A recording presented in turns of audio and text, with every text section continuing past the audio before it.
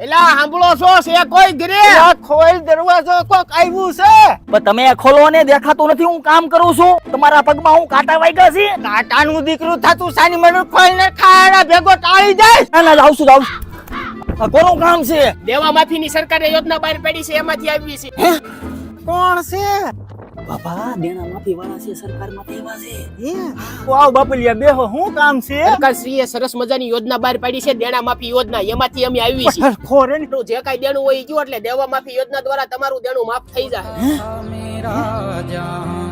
આ મરક પદુડીના થાવમાં તમે ગાયો ગા દર્શાવો માંડો, મારે બીજે હોતે જવાનું છે. કારખાનામાં 5 લાખ માંથી જાય. 15 જમીન ગીરવે મૂકી વીહી બધા અમારા ઓલા જુગારમાં માથે 15 લાખ થઈ ગયા હતા. બધા થઈને 65 લાખ રૂપિયા છે. હે? હાલો, આ દીકરો જોવા આવ્યા હતા ને, દીકરી દેતા નહીં. આ બાપ દીકરો બે દેણામાં ડૂબેલા છે. 65 લાખ નું દેણું છે. દીકરી કુવામાં નાખી દેજો, પણ અહીંયા નો દેતા. બીજે ગોઠવી નાખશું તું ઉપાધિ કરીમાં થઈ જાય છે.